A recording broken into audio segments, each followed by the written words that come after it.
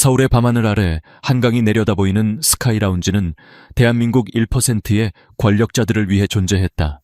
거대한 샹들리에서 쏟아지는 금빛 조명은 값비싼 보석을 착용한 여인들의 목에서, 그리고 성공한 남자들의 시계 위에서 부서지며 현란한 빛의 향연을 펼쳤다. 공기 중에는 최고급 샴페인 향과 함께 은밀한 거래와 계산된 미소들이 떠다녔다.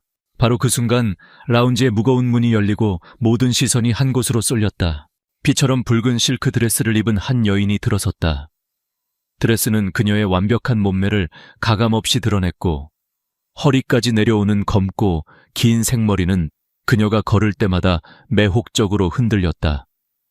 그녀의 얼굴에는 여유롭지만 모든 것을 꿰뚫어 보는 듯한 미소가 걸려 있었다.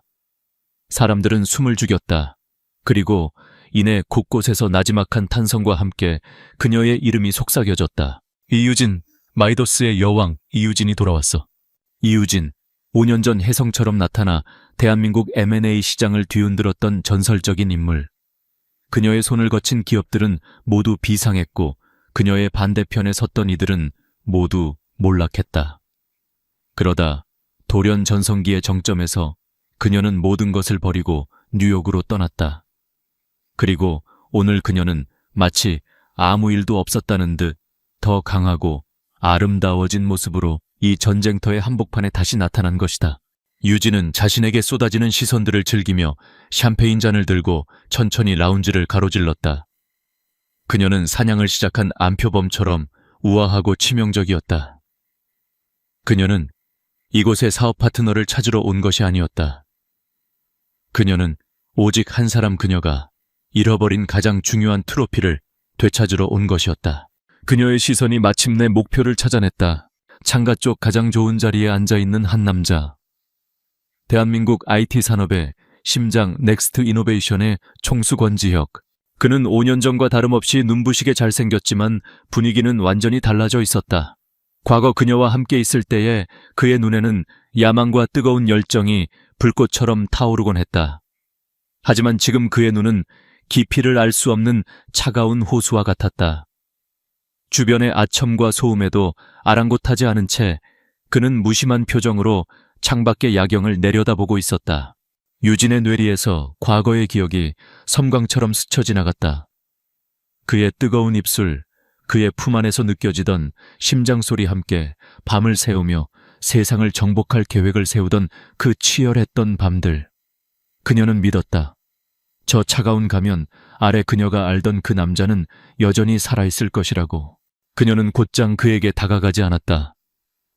여왕은 자신의 먹잇감을 그렇게 단순하게 사냥하지 않는다. 그녀는 먼저 그의 주변을 맴돌기 시작했다. 그녀는 권지혁의 가장 큰 라이벌인 송 회장에게 다가가 특유의 매력적인 미소를 지으며 말을 걸었다. 송 회장님, 오랜만입니다. 안색이 좋아 보이시네요.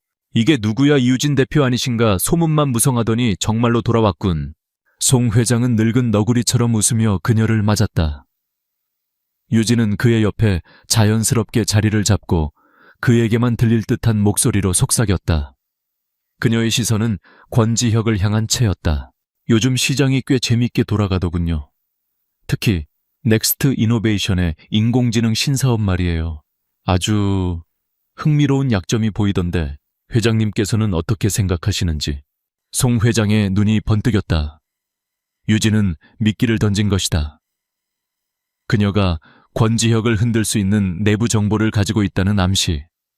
그것은 송 회장에게는 달콤한 유혹이었고 권지혁에게는 명백한 경고였다. 내가 돌아왔으니 긴장하는 게 좋을 거야. 아니나 다를까 멀리서 그들을 지켜보던 권지혁의 미간이 미세하게 찌푸려졌다. 유진은 만족스러운 미소를 지으며 자리에서 일어났다. 그리고 마침내 그를 향해 걸어갔다. 그녀는 마치 발을 헛디딘 것처럼 그의 테이블에 살짝 부딪혔다. 샴페인이 그의 값비싼 수트 소매에 조금 쏟아졌다. 어머, 죄송해요. 그녀는 놀란 척하며 자신의 손수건을 꺼내 그의 옷을 닦아주려 했다. 그녀의 손가락이 그의 팔에 닿는 순간 그녀는 그에게서만 나던 5년 전과 똑같은 시더우드 향을 느꼈다. 심장이 거세게 뛰었다. 하지만 권지혁의 반응은 그녀의 예상을 완전히 벗어났다. 그는 그녀의 손길을 피해 한 걸음 뒤로 물러섰다. 그의 얼굴에는 분노나 당황 혹은 그리움 같은 감정은 전혀 없었다. 그는 마치 처음 보는 비즈니스 파트너를 대하듯 무감정한 표정으로 그녀를 바라볼 뿐이었다. 이유진 씨, 돌아왔다는 소식은 들었소. 이유진 씨. 그 차갑고 거리감 느껴지는 호칭에 유진의 미소가 순간 굳었다. 오랜만이네요, 지혁 씨. 당신은 여전히 멋지군요. 그녀는 애써 태연한 척하며 가장 매혹적인 목소리로 말했다. 그런가? 그는 짧게 대답했다. 그의 시선은 그녀의 얼굴이 아닌 그녀의 어깨 너머를 향해 있었다. 마치 그녀라는 존재가 전혀 흥미롭지 않다는 듯이. 유진은 당황했지만 물러서지 않았다. 그녀는 한 걸음 더 다가가 그의 셔츠깃을 정리해주는 척하며 그의 귓가에 속삭였다. 그녀가 오늘 뿌린 향수는 5년 전 그가 가장 좋아했던 바로 그 향수였다. 당신에게만 전하고 싶은 아주 개인적인 사업이 있는데 관심 있나요? 그것은 명백한 유혹이었다. 그녀는 그가 최소한 흔들리거나 혹은 분노라도 할 것이라고 예상했다. 하지만 그는 그저 다시 한번 그녀에게서 몸을 떨어뜨렸다. 그리고는 마치 길거리에서 전단지를 나눠주는 사람을 대하듯 말했다. 사업 제안이라면 내 비서를 통해 정식으로 서류를 보내시오. 스케줄을 확인해보고 연락하지. 그것이 끝이었다. 그는 더 이상 그녀에게 눈길도 주지 않은 채 옆에 있던 다른 임원에게 몸을 돌려 방금 전까지 하던 대화를 이어갔다. 그래서 아까 말한 2분기 실적 보고서는 그는 그녀를 완벽하게 무시했다. 마치 그녀가 그 자리에 존재하지 않는 사람처럼 유진은 그 자리에 얼어붙었다. 수많은 사람들 앞에서 그녀는 완벽하게 거절당했다. 여왕의 자존심에 깊은 상처가 났다. 그녀는 끓어오르는 분노와 치욕을 감추기 위해 억지로 미소를 지으며 돌아섰다. 그녀는 예상했다. 그가 자신에게 화를 내거나 비아냥거리거나 혹은 과거를 따져 물을 것이라고. 그 어떤 격렬한 반응이라도 괜찮았다. 하지만 이런 뼛속까지 시린 완벽한 무관심은 아니었다. 그것은 그녀가 한 번도 계산해보지 못한 변수였다. 라운지를 빠져나오기 직전 그녀는 마지막으로 그를 돌아보았다. 그는 여전히 창밖을 바라보며 다른 사람과 대화를 나누고 있었다. 그녀가 있든 없든 그의 세상은 아무런 변화 없이 고요하게 흘러가고 있었다. 유진은 붉은 입술을 깨물었다. 패배감 대신 지독한 승부욕이 불타올랐다. 도망갈 수 있을 것 같아.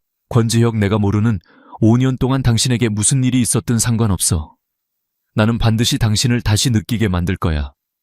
후회하게 만들고 나에게 애원하게 만들고 말겠어. 전쟁은 이제 막 시작되었다. 그리고 여왕은 결코 패배하는 법을 배우지 못했다. 파티에서 겪은 굴욕적인 무관심은 이유진의 자존심에 깊은 상처를 남겼지만 그녀를 좌절시키지는 못했다. 오히려 그것은 그녀의 투지에 기름을 부었다. 여왕은 정면 공격이 막히면 성벽을 무너뜨릴 새로운 길을 찾는 존재였다. 그녀는 권지혁의 사적인 영역을 파고드는 것이 현재로서는 불가능하다고 판단했다. 그렇다면 그가 결코 외면할 수 없는 전장, 즉 비즈니스의 세계에서 그를 공략하기로 마음먹었다. 다음 날 이유진은 5년 동안 쌓아온 자신의 모든 인맥과 정보를 동원했다. 그녀는 넥스트 이노베이션이 사활을 걸고 추진 중인 독일의 인공지능 로봇 기업 카이저 AI 인수 프로젝트에 대한 정보를 입수했다. 그리고 파티에서 만났던 송 회장에게 다시 접촉했다. 송 회장님, 카이저 AI 욕심나지 않으세요? 제가 알기로는 회장님의 송림 모터스와 합병한다면 엄청난 시너지를 낼 수 있을 텐데요. 헤어허, 이유진 대표는 못하는 말이 없어. 그 딜은 권지혁이가 눈에 불을 켜고 달려드는 판이라 우리가 끼어들 틈이 없소. 태움이 없다면 만들면 되죠. 유진은 자신만만한 미소를 지었다. 제가 길을 열어드릴 테니 회장님께서는 멍석만 깔아주시면 됩니다. 대신 제가 카이저 AI 인수전의 총괄 자문역을 맡는다는 조건입니다. 송 회장은 잠시 고민했지만 마이더스의 여왕이라는 그녀의 명성을 믿어보기로 했다.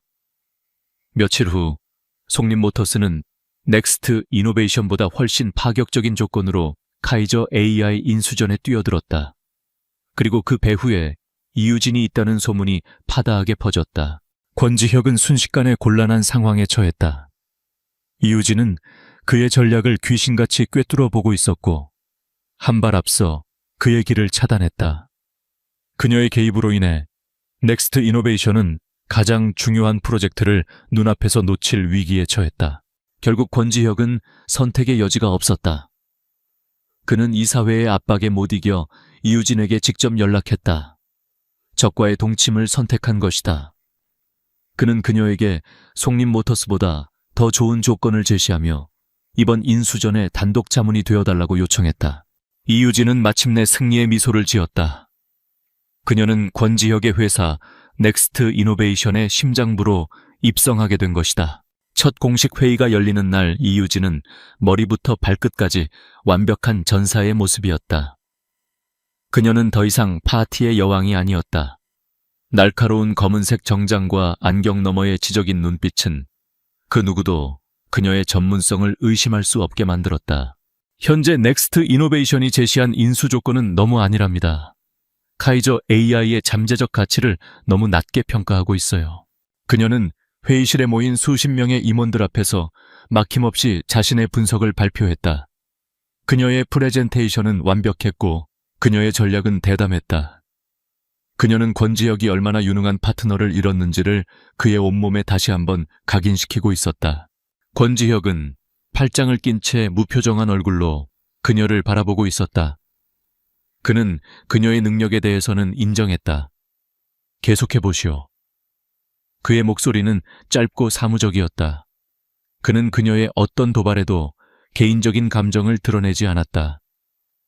그는 그녀를 오직 돈을 주고 고용한 컨설턴트로만 대하고 있었다. 회의는 밤늦게까지 이어졌다. 유진은 의도적으로 그와의 1대1 미팅을 만들었다. 그녀는 넥타이를 살짝 푼 채 피곤한 기색으로 앉아있는 그의 맞은편에 앉았다. 이런 적대적 인수합병 전략. 꼭 3년 전 파리에서 우리가 함께 했던 밤이 생각나네요. 그녀가 와인잔을 돌리며 나지막이 말했다. 우린 정복하는 일에는 언제나 재능이 있었잖아요. 안 그래요? 과거의 추억을 들먹이는 명백한 도발이었다. 하지만 권지혁의 얼음장 같은 벽은 깨지지 않았다. 과거 얘기는 그만하지.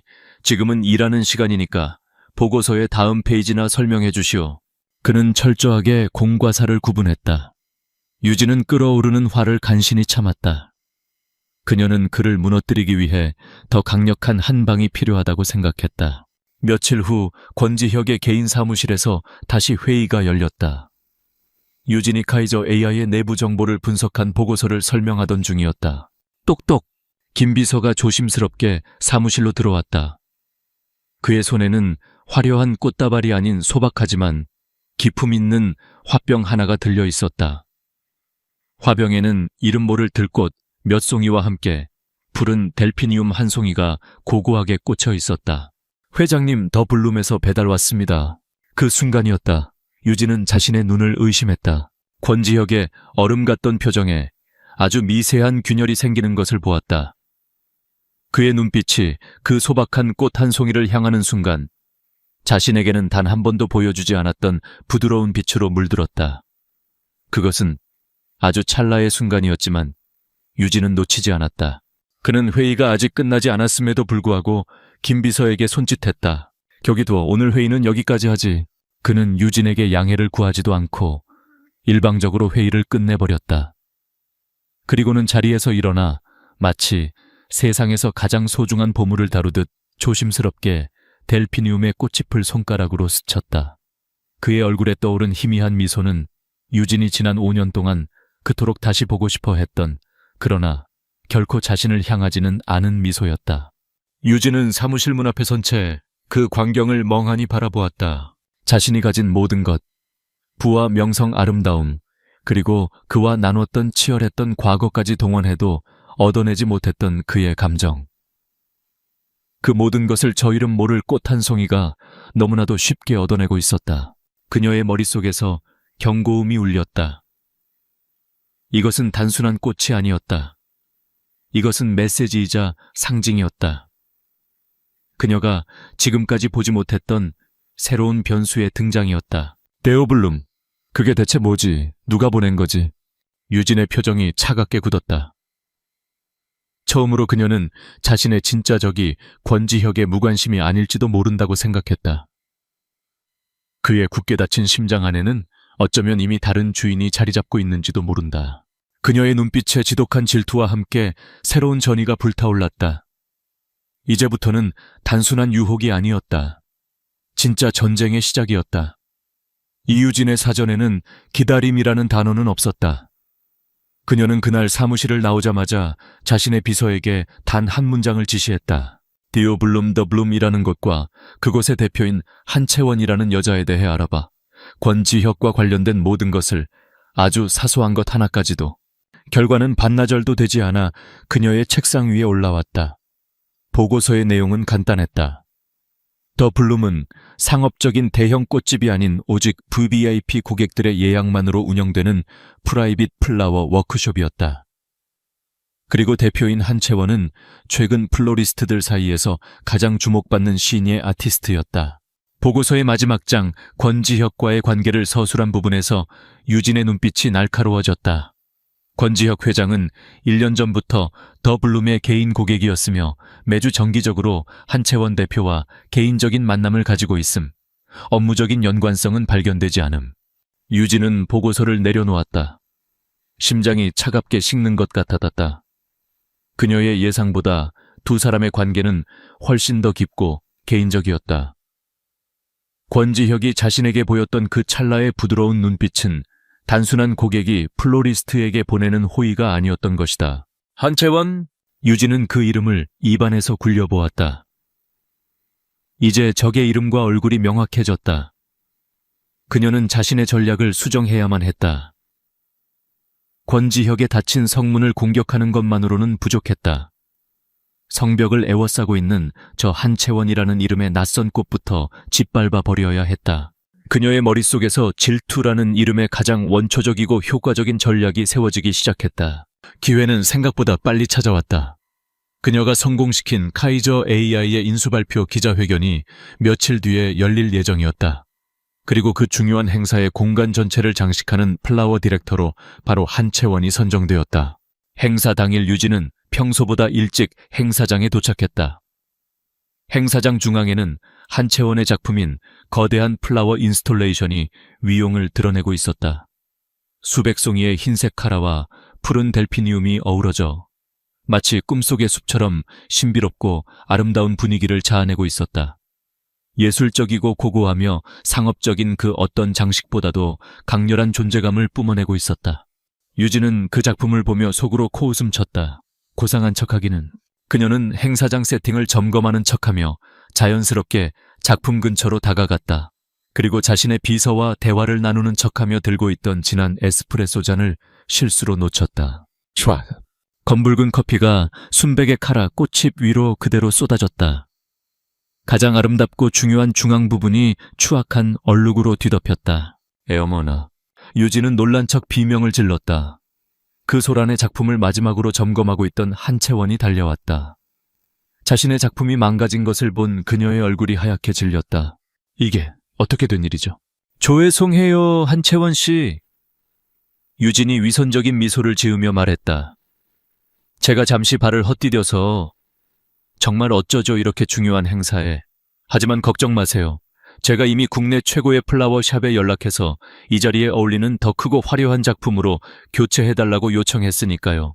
그녀의 말은 위로를 가장한 모욕이었다. 당신의 작품은 이 행사의 격에 맞지 않는다는 은근한 깎아내림이었다. 한채원은 망가진 자신의 작품을 안타까운 눈으로 바라보았다. 하지만 그녀는 울거나 소리치지 않았다. 그녀는 조용히 고개를 들어 유진을 바라보았다. 그녀의 눈빛은 슬펐지만 결코 꺾이지 않았다. 신경 써주셔서 감사합니다, 이유진 대표님. 하지만 제 작품은 다른 화려한 것으로 교체될 수 있는 성질의 것이 아닙니다. 여기 있는 모든 꽃들은 저마다의 의미를 담고 있으니까요. 그때 권지혁이 행사장에 도착했다. 그는 엉망이 된 중앙 장식과 슬픔에 잠긴 채 서 있는 한채원의 모습을 즉시 발견했다. 그의 얼굴이 순식간에 차갑게 굳어졌다. 그는 유진에게는 눈길도 주지 않은 채 곧장 한채원에게로 걸어갔다. 그리고는 다른 모든 사람들은 들을 수 없는 오직 그녀에게만 들릴 만큼 부드러운 목소리로 말했다. 괜찮아. 당신 잘못 아니야. 저거 없어도 괜찮으니까 신경 쓰지 마. 그는 충격으로 차가워진 그녀의 손을 잠시 감싸 쥐었다가 자신의 비서를 불러 조용히 그녀를 행사장 밖으로 에스코트하도록 지시했다. 그는 단 한 번도 유진을 돌아보거나 그녀에게 책임을 묻지 않았다. 완벽한 무시. 그것은 그 어떤 질책보다도 더 유진의 자존심을 아프게 찔렀다. 유진은 그날 밤 인수 성공을 축하한다는 명목으로 팀 회식을 주최했다. 그리고 그 자리에 한채원도 행사 담당자 자격으로 초대했다. 그녀는 포기하지 않았다. 최고급 레스토랑의 프라이빗 룸에서 유진은 대화를 주도했다. 그녀는 의도적으로 권지혁과 자신만이 아는 과거의 추억들을 꺼내놓았다. 지혁 씨 밀라노에서 진행했던 그 딜 기억나요?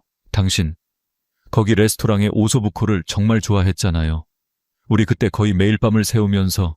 그녀는 한채원에게 보란듯이 자신들이 얼마나 깊고 치열한 역사를 공유했는지를 과시했다. 하지만 권지혁은 그저 기억나지 않아, 그랬나 와 같은 단답형의 대답으로 일관할 뿐 그녀의 추억놀이에 어울려주지 않았다. 분위기가 점점 어색해질 무렵 한채원이 조용히 자리에서 일어났다. 저는 먼저 일어나 보겠습니다. 다들 즐거운 시간 보내세요. 그녀는 더 이상 이 불편한 자리에 앉아 있을 수 없었던 것이다. 한채원이 밖으로 나가기 위해 몸을 돌리는 순간 대화에 전혀 반응이 없던 권지혁이 즉시 자리에서 일어났다. 그는 유진이 하던 말을 중간에 끊어버리고 그녀를 따라 나갔다. 유진은 와인잔을 든 채 레스토랑 통유리창 너머로 그들의 모습을 지켜보았다. 레스토랑 밖 차가운 밤 공기 속에 서 있는 한채원의 어깨 위로 권지혁이 자신의 값비싼 코트를 벗어 부드럽게 덮어주는 것이 보였다. 아주 사소하고 평범한 행동이었다. 하지만 그 어떤 화려한 추억 과시보다도 그 어떤 비싼 선물보다도 더 진실되고 다정해 보이는 그 모습에 유진은 마치 망치로 머리를 한 대 맞은 듯한 충격을 받았다. 자신의 모든 전략이 처참하게 실패하고 있었다. 아니 오히려 역효과를 낳고 있었다. 그녀가 한채원을 공격할수록 권지혁은 더욱더 그녀의 보호자가 되어가고 있었다. 유진은 자신이 주최한 화려한 저녁 식사 자리의 상석에 홀로 앉아 있었다. 눈앞에는 성공의 결과물들이 가득했지만 그녀는 태어나서 처음으로 지독한 패배감과 고독감을 느꼈다. 그녀의 마음속에서 질투라는 감정은 이제 절망이라는 이름의 도구로 변해가고 있었다. 이유진의 세계가 흔들리고 있었다. 그녀는 태어나서 단 한 번도 원하는 것을 놓쳐본 적이 없었다. 그녀가 손짓하면 세상은 움직였고 그녀가 미소 지으면 남자들은 무릎을 꿇었다. 하지만 권지혁 그는 달랐다. 그녀의 모든 유혹과 도발은 그의 얼음장 같은 무관심 앞에서 힘없이 부서져 내렸다. 그녀가 한채원을 향한 질투심으로 그를 자극할수록 그는 오히려 더 단단한 방패가 되어 그 여자를 감쌌다. 절망감. 이유진이라는 이름과 가장 어울리지 않는 그 단어가 끈적한 늪처럼 그녀의 발목을 잡고 있었다. 그녀는 깨달았다. 이대로는 안 된다. 그가 감정적으로 반응하지 않는다면 그가 자신을 필요로 하게 만들어야만 했다. 그가 가진 왕국을 통째로 흔들어서라도 그가 무릎 꿇고 자신에게 도움을 청하게 만들어야 했다. 바로 그때 구세주인지 악마인지 모를 손길이 그녀에게 뻗어왔다. 송 회장이었다. 그 늙은 너구리는 유진의 실패와 좌절을 멀리서 즐겁게 지켜보고 있었다. 그는 유진을 자신의 사무실로 비밀리에 초대했다. 이유진 대표 표정이 영 좋지 않군. 권지혁 그놈한테 제대로 한 방 먹은 모양이야. 송 회장이 최고급 보이차를 따르며 비웃듯 말했다. 용건만 말씀하시죠. 유진은 차갑게 받아쳤다. 성격하고는. 송 회장은 껄껄 웃었다. 좋아 본론으로 들어가지. 이 대표는 권지혁을 원하고 나는 넥스트 이노베이션을 원하지. 우리의 목표는 다르지만 적은 같아. 어때 우리 손을 잡는 게. 그것은 위험한 제안이었다. 유진은 송 회장이 어떤 인간인지 잘 알았다. 그는 자신의 이익을 위해서라면 어떤 비열한 짓도 서슴지 않을 위인이었다. 내가 왜 당신과 손을 잡아야 하죠? 권지혁의 가장 큰 약점이 누군지 아나. 송 회장이 몸을 앞으로 기울이며 속삭였다. 바로 당신 이유진이야. 당신은 그놈의 모든 전략과 생각을 꿰뚫고 있지. 당신이 내게 날개를 달아준다면 나는 당신이 그놈을 가질 수 있도록 판을 짜주겠소. 넥스트 이노베이션의 거대한 위기를 만들고 그 해결책의 열쇠를 당신 손에 쥐어주는 거지. 영웅처럼 나타나 그를 구원해. 그럼 그 오만한 놈도 당신 앞에서 무릎을 꿇지 않겠어. 유진의 마음이 흔들렸다. 그것은 지독하게 달콤한 유혹이었다. 그녀의 이성은 이 제안의 위험성을 경고하고 있었지만 질투와 욕망에 사로잡힌 그녀의 감정은 이미 다른 답을 내리고 있었다. 그녀가 망설이던 그 주말 그녀는 우연히 혹은 필연적으로 두 사람의 모습을 다시 목격하게 되었다. 한적한 공원 한 채원이 주최한 소규모 자선 바자회에서였다. 권지혁은 CEO의 모습이 아닌 평범한 남자처럼 편안한 옷차림으로 그녀의 곁에서 짐을 나르고 아이들에게 솜사탕을 만들어주고 있었다. 그리고 한채원은 그런 그를 바라보며 세상에서 가장 행복한 미소를 짓고 있었다. 그 평화롭고 따뜻한 풍경이 유진의 가슴에는 비수처럼 박혔다. 저 자리는 원래 자신의 자리여야만 했다. 그녀의 마지막 남은 이성이 끊어졌다. 유진은 그 길로 송 회장에게 다시 연락했다. 제안을 받아들이겠어요. 대신 조건이 있습니다. 권지혁을 완전히 파멸시켜서는 안 돼요. 그가 나에게 의지하게 만들 뿐 그의 왕국은 내가 가질 거니까. 두 마리의 여우와 너구리가 손을 잡았다. 위험한 동맹이 맺어지는 순간이었다. 유진은 자신의 모든 지식과 정보를 동원해 넥스트 이노베이션의 가장 약한 고리를 찾아냈다. 그것은 바로 카이저 AI, 인수 후 통합 과정에 있던 공급망 관리 시스템의 허점이었다.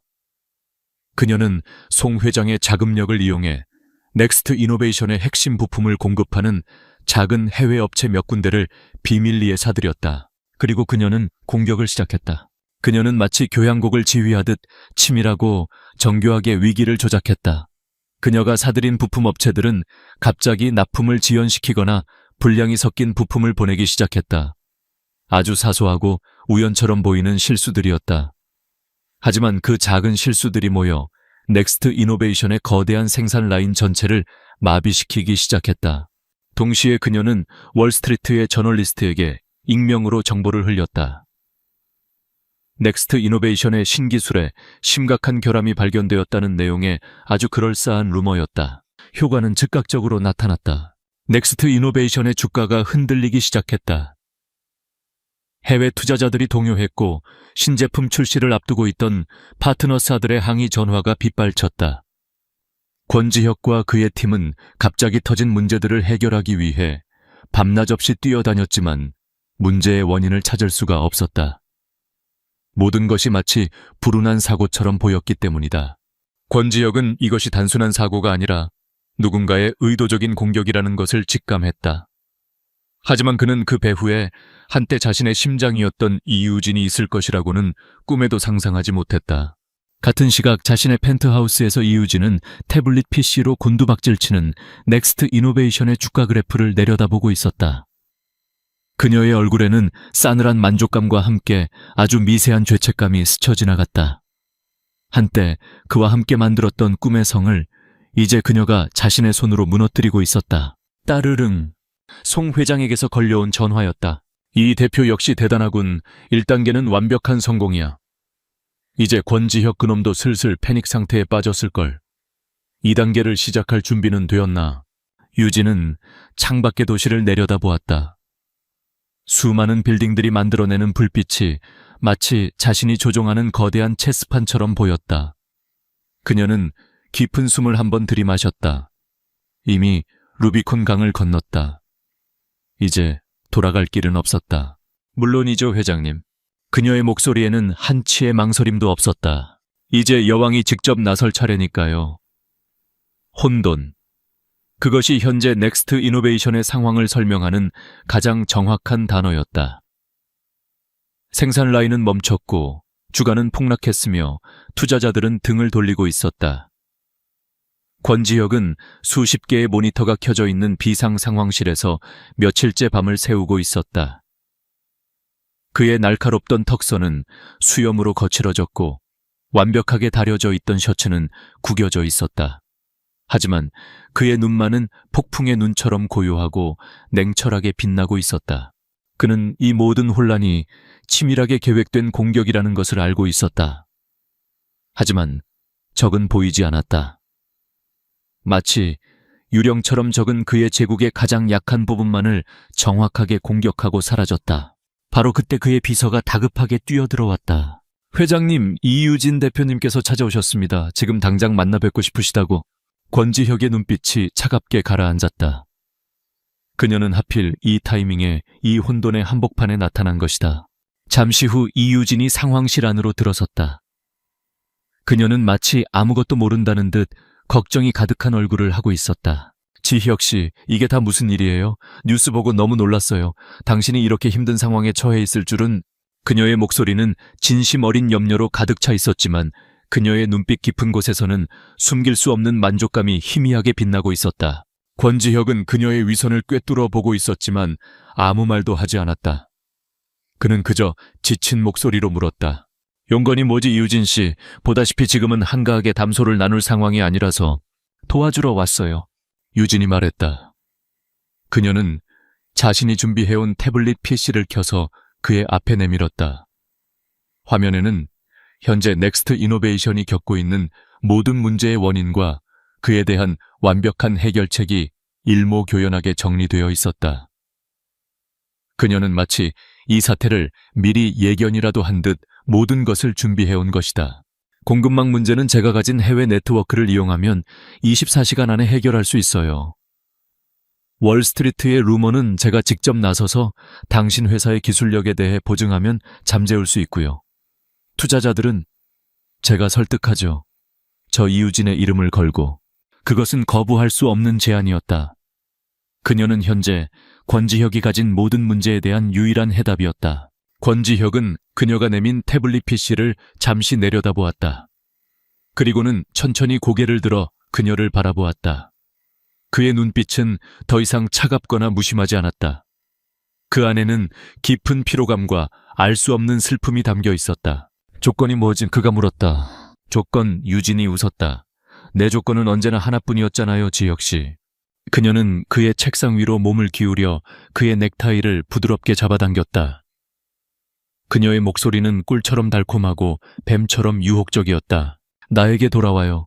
당신 옆자리 넥스트 이노베이션의 안주인 자리, 원래 내 것이었던 그 자리를 돌려줘요. 그럼 이 모든 지옥을 끝내줄게요. 마침내 그녀는 자신의 본색을 드러냈다. 그녀가 설계한 완벽한 함정의 마지막 단계였다.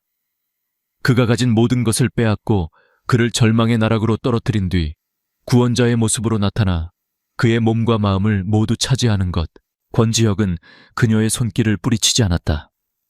그는 그저 조용히 그녀를 바라볼 뿐이었다. 그의 침묵을 유진은 긍정의 신호로 받아들였다. 그녀는 승리를 확신하며 그의 입술을 향해 천천히 다가갔다. 바로 그 순간이었다. 내 마음. 권지혁이 나지막이 입을 열었다. 그의 목소리는 텅 비어 있었다. 그건 5년 전 네가 내 심장을 짓밟고 뉴욕으로 떠나던 그날 이미 죽었어. 유진의 움직임이 멈칫했다. 그럼 한채원은요? 그녀가 날카롭게 물었다. 그 여자한테는 그렇게 다정했잖아요. 그 여자가 바로 당신이 나를 거부하는 이유 아니었나요? 권지혁의 얼굴에 처음으로 지독한 고통의 그림자가 스쳐 지나갔다. 그는 눈을 감았다. 그리고 다시 떴을 때 그의 눈은 모든 것을 포기한 사람처럼 공허했다. 한채원, 그 여자는 5년 전 나와 함께 차를 타고 가다가 죽은 내 친구 한지석의 동생이야. 유진의 머릿속이 하얘졌다. 한지석. 그녀도 아는 이름이었다. 권지혁의 유일한 친구이자 넥스트 이노베이션의 공동 창업자. 5년 전 의문의 교통사고로 세상을 떠났던 남자. 그날 원래 운전대를 잡기로 했던 건 나였어. 하지만 내가 너와의 약속 때문에 급하게 자리를 뜨는 바람에 지석이가 대신 운전을 했지. 그리고 사고가 났어. 나는 살았고 그 녀석은 죽었지. 그의 목소리는 감정이 없는 사람처럼 메마르고 갈라져 있었다. 나는 그 아이 채원양을 볼 때마다 지석이에게 진 빚을 생각해. 그 아이가 웃는 모습을 볼 때마다 내가 그 아이의 오빠에게서 빼앗아간 행복을 떠올리지. 내가 그 아이 곁에 있는 건 사랑 때문이 아니야. 평생을 갚아도 다 갚지 못할 지독한 죄책감 때문이야. 진실. 그녀가 그토록 알고 싶어 했던, 그러나 결코 알지 말았어야 했던 진실이 비수처럼 날아와 이유진의 심장 한복판에 박혔다. 그녀가 질투했던 모든 순간들, 그가 한채원에게 보여주었던 모든 다정함, 그것은 사랑이 아니었다. 한 남자가 짊어진 죽음보다 무거운 삶의 무게이자 영원히 계속될 속죄의 과정이었던 것이다. 그런데 자신은 무엇을 한 것인가? 그녀는 자신의 이기적인 욕망을 위해 그 지독한 고통 속에서 간신히 버티고 있는 남자를 나락으로 밀어넣으려 했다. 그의 유일한 속죄의 대상마저 빼앗고 그의 상처를 헤집고 그의 영혼을 파괴하려 했던 것이다. 유진은 비틀거리며 그에게서 물러났다. 그녀의 완벽했던 가면이 산산조각 나고 그 아래에 감춰져 있던 추악한 민낯이 드러났다. 그녀가 설계했다고 믿었던 이 완벽한 게임은 처음부터 그녀 자신을 파멸시키기 위한 잔인한 연극이었을 뿐이었다. 아, 그녀의 입에서 의미 없는 신음이 터져 나왔다. 그녀는 자신의 손을 내려다보았다. 한때 세상을 쥐락펴락했던 그 손이 이제는 돌이킬 수 없는 죄악의 피로 흥건하게 젖어 있었다. 권지혁의 사무실에서 도망치듯 빠져나온 이유진은 길을 잃은 아이처럼 서울의 밤거리를 헤맸다. 그녀의 머릿속은 온통 권지혁의 공허한 눈빛과 그가 내뱉었던 잔인한 진실로 가득 차 있었다. 사랑이 아니라 죄책감. 그녀가 그토록 질투하고 파괴하려 했던 그의 세상은 사실 거대한 비극 위에 아슬아슬하게 서 있는 유리성이었던 것이다. 자신이 얼마나 어리석고 잔인했는가. 그녀는 그의 상처를 보듬기는커녕 그 위에 소금을 뿌리고 칼로 난도질했다. 그의 마지막 남은 속죄의 기회마저 빼앗아 자신의 욕망을 채우려 했다. 그녀는 자신의 가장 화려한 전리품이자 가장 고독한 감옥인 강남의 펜트하우스로 돌아왔다. 거대한 통유리창에 비친 자신의 모습이 너무나도 낯설고 혐오스러웠다. 성공과 아름다움으로 치장했지만 그 속은 추악한 욕심으로 가득 찬 괴물. 그녀는 욕실로 달려가 몇 번이고 구역질을 해댔다. 바로 그때 그녀의 휴대폰이 날카롭게 울렸다. 송 회장이었다. 이 대표네 이럴 줄 알았어. 역시 마이더스의 여왕이야. 수화기 너머로 송 회장의 흥분한 목소리가 들려왔다. 방금 보고받았소. 권지혁 그놈 완전히 패닉 상태에 빠져서 이사회를 긴급 소집했다고 하더군. 이제 우리가 마지막 한 방을 날릴 차례야. 내일 아침 내가 준비해둔 자금으로 넥스트 이노베이션의 주식을 대량 매수해서 적대적 M&A를 공식 선언할 걸세. 그놈이 평생을 바친 회사가 내 손에 넘어오는 꼴을 보게 될 거야. 아주 볼만하겠지. 크하하. 송 회장의 탐욕스러운 웃음소리가 유진의 귀를 파고들었다. 유진은 그제야 깨달았다. 자신은 이 늙은 너구리의 손에 노란한 꼭두각시에 불과했다는 것을. 송 회장의 목표는 단순히 넥스트 이노베이션을 흔드는 것이 아니었다. 그는 권지혁이라는 한 남자를 사회적으로 그리고 인간적으로 완전히 파멸시키려 하고 있었다. 그게 무슨 말씀이시죠? 우리의 계약은 권지혁이 저에게 의지하게 만드는 것까지였습니다. 회사를 통째로 삼키겠다는 얘기는 없었지 않습니까? 이 대표 아직도 순진한 소리를 하는군. 송 회장이 비웃었다. 전쟁터에 나왔으면 적의 숨통을 끊어야지. 나는 권지혁 그놈이 가진 모든 것을 빼앗을 걸세. 당신이 그놈의 마음을 빼앗는 것처럼 말이야. 당신 덕분에 아주 일이 쉬워졌어. 고맙게 생각하고 있어. 뚝. 전화가 끊겼다. 유진은 차가운 바닥에 주저앉았다. 온몸에 피가 역류하는 듯했다. 그녀는 자신이 돌이킬 수 없는 재앙의 스위치를 눌렀다는 것을 깨달았다. 권지혁. 5년의 세월 동안 지독한 죄책감 속에서 스스로를 학대하며 살아온 남자. 이제 그녀 때문에 그 마지막 버팀목이었던 회사마저 잃게 될 위기에 처한 것이다. 안두아. 그녀의 마음속 깊은 곳 이기심과 야망의 잿더미 아래에 묻혀있던 작은 불씨가 다시 타오르기 시작했다. 그를 향한 미련이나 집착이 아니었다.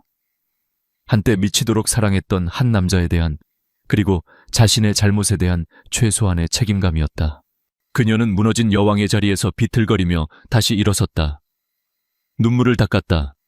그녀의 눈빛이 달라졌다. 공허함과 죄책감으로 가득 찼던 그녀의 눈에 이전과는 다른 차갑고 비장한 결의가 서렸다. 이제부터의 싸움은 그를 되찾기 위한 전쟁이 아니었다. 자신이 저지른 죄를 갚기 위한 처절한 속죄의 전쟁이었다. 이유진은 다시 컴퓨터 앞에 앉았다. 그녀의 손가락이 키보드 위에서 춤을 추기 시작했다. 마이더스의 여왕이 이번에는 파괴가 아닌 창조를 위해, 복수가 아닌 구원을 위해 자신의 모든 능력을 쏟아붓기 시작했다. 그녀는 먼저 송 회장의 뒤를 캤다. 그녀는 그와 협력하는 동안 그의 모든 계획과 자금줄을 파악해두었다.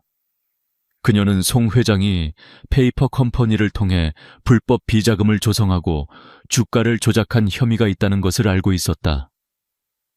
그녀는 자신이 가진 모든 증거를 정리해 익명으로 금융감독원과 언론사에 제보했다. 동시에 그녀는 넥스트 이노베이션을 구하기 위해 움직였다. 그녀는 자신이 흔들었던 해외 부품 공급 업체들에게 다시 연락했다.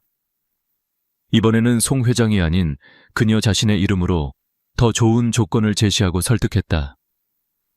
그녀는 그들에게 넥스트 이노베이션과의 계약을 즉시 정상화하라고 지시했다. 그녀는 또한 월스트리트에 퍼졌던 루머를 잠재우기 위해 자신이 가진 영향력을 총동원해 넥스트 이노베이션의 기술력은 견고하다는 내용의 긍정적인 분석 리포트를 유포시켰다. 이 모든 일은 철저하게 비밀리에 진행되었다. 그녀는 권지혁이나 그의 팀이 눈치채지 못하도록 제3의 인물을 내세우거나 익명의 이메일을 이용했다. 혼돈에 빠져있던 넥스트 이노베이션에 기적과도 같은 일들이 일어나기 시작했다. 갑자기 납품을 중단했던 해외 업체들이 아무 일 없었다는 듯이 다시 부품을 공급하기 시작했다. 회사를 공격하던 부정적인 기사들이 잦아들고 오히려 회사를 옹호하는 여론이 형성되기 시작했다.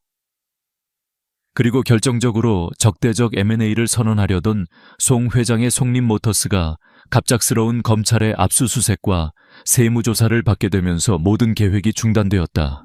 권지혁은 혼란스러웠다. 이 모든 행운이 단순한 우연이 아니라는 것을 그는 알고 있었다. 보이지 않는 손이 마치 신의 개입처럼 자신의 회사를 구원하고 있었다. 그의 머릿속에 단 한 사람의 얼굴이 떠올랐다. 이유진. 하지만 그는 이해할 수 없었다. 자신에게 그토록 잔인한 진실을 들었던 그녀가, 자신을 증오해야 마땅한 그녀가 왜 자신을 돕는 것일까? 무슨 꿍꿍이일까?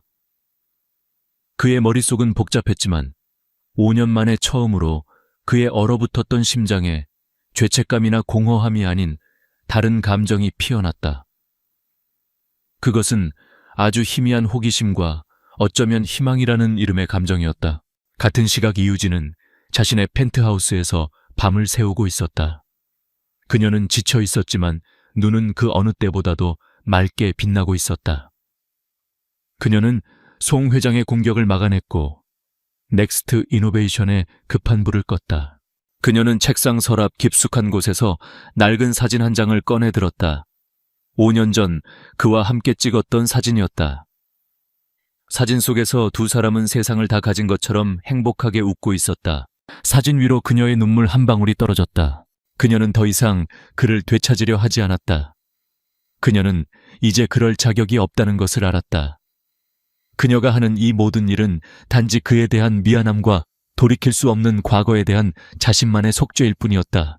여왕은 무너졌다. 그리고 그 폐허 속에서 한때 자신이 경멸했던 사랑이라는 감정의 무게를 깨달은 한 여자가 고통스럽게 다시 태어나고 있었다. 이유진은 자신이 시작한 불을 끄기 위해 자신의 모든 것을 태우고 있었다.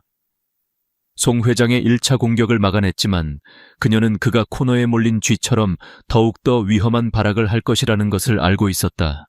권지혁의 완전한 안전을 위해서는 송 회장이라는 독사의 머리를 완전히 잘라내야만 했다. 그녀는 마지막 한 수를 준비했다. 그녀는 자신이 송 회장과 공모하며 나눴던 모든 대화의 녹음 파일, 그가 넥스트 이노베이션을 공격하기 위해 자금을 동원했던 모든 불법적인 경로, 그리고 그가 숨겨두었던 비자금 장부까지 모든 증거를 하나의 파일로 엮었다. 그것은 송 회장의 숨통을 단번에 끊어버릴 수 있는 완벽한 사형 선고문이었다. 그녀는 이 모든 자료를 암호화된 USB에 담아 퀵 서비스를 통해 권지혁에게 보냈다. 발신인은 없었다. 그저 과거에 대한 선물, 잘 사용하길 이라는 짧은 메시지가 적힌 카드 한 장만이 동봉되어 있었다. USB를 받아든 권지혁은 그 안에 담긴 내용을 확인하고 한동안 말을 잃었다. 그의 모든 의문이 한꺼번에 풀리는 순간이었다. 넥스트 이노베이션을 공격한 적의 정체, 그리고 그 공격을 막아낸 보이지 않는 수호 천사의 정체. 그 모든 것이 바로 이유진이었다. 자신을 파괴하려 했던 것도 그녀였고 자신을 구원한 것 또한 그녀였다. 그녀의 지독한 증오와 그보다 더 깊은 후회와 속죄. 권지혁은 이제 그녀의 모든 행동을 이해할 수 있었다. 그의 가슴 속에서 복잡하고 뭐라 설명할 수 없는 감정이 소용돌이쳤다. 분노도 연민도 사랑도 아니었다. 그 모든 것을 넘어선 한 인간에 대한 깊고 아픈 이해였다. 그는 더 이상 망설이지 않았다. 그는 유진이 보내온 칼을 들고 적의 심장부로 향했다. 그는 송 회장을 그의 사무실에서 독대했다. 이게 다 무슨... 송 회장은 권지혁이 내민 증거들을 보고 얼굴이 잿빛으로 변했다. 권지혁은 아무 말 없이 그를 바라볼 뿐이었다. 더 이상의 말은 필요 없었다. 송 회장은 자신이 완벽하게 패배했음을 깨달았다. 그의 제국은 무너졌고 그의 남은 인생은 차가운 감옥에서 보내게 될 터였다. 권지혁이 송 회장에게 마지막 일격을 가하고 있을 때 이유진은 조용히 자신의 마지막을 정리하고 있었다. 그녀는 5년 만에 돌아와 자신의 모든 것을 걸었던 이 도시를 떠날 준비를 하고 있었다. 그녀는 화려했던 펜트하우스를 처분했고 모든 계약을 해지했으며 파리로 가는 편도 비행기표를 예매했다. 그녀의 임무는 끝났다. 떠나기 전 그녀는 마지막으로 한 곳을 들렀다. 한채원의 플라워 워크숍 더 블룸이었다. 그녀는 가게 안으로 들어가지 않았다. 대신 근처의 다른 꽃집에서 가장 크고 아름다운 흰색 백합 화분을 주문했다.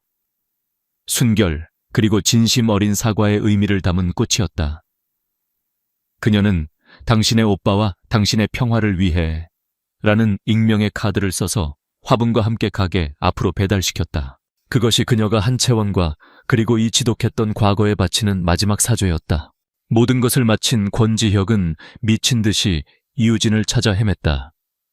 하지만 그녀의 펜트하우스는 텅 비어 있었고 그녀의 휴대폰은 없는 번호가 되어 있었다.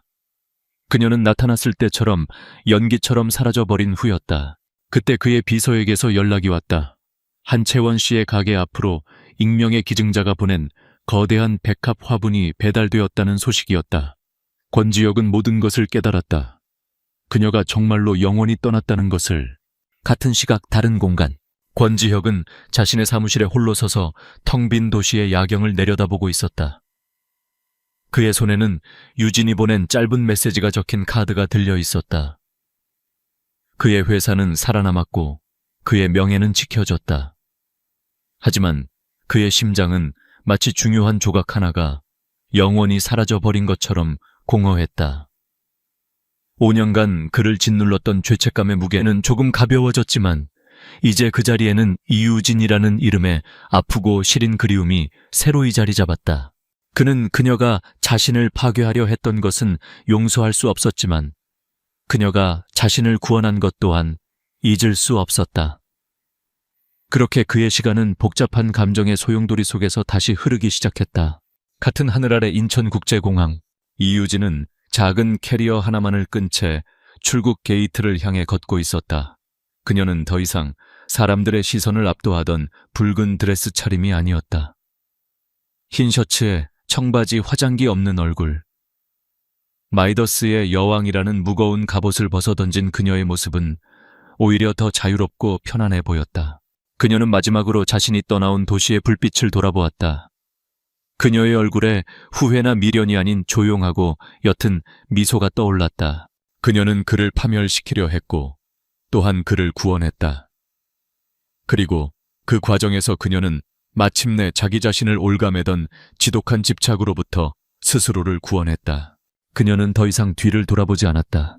새로운 삶, 아무도 그녀를 모르는 곳에서의 오직 자기 자신을 위한 삶을 향해 묵묵히 걸어 나갔다. 혼자였지만 더 이상 외롭지 않았다.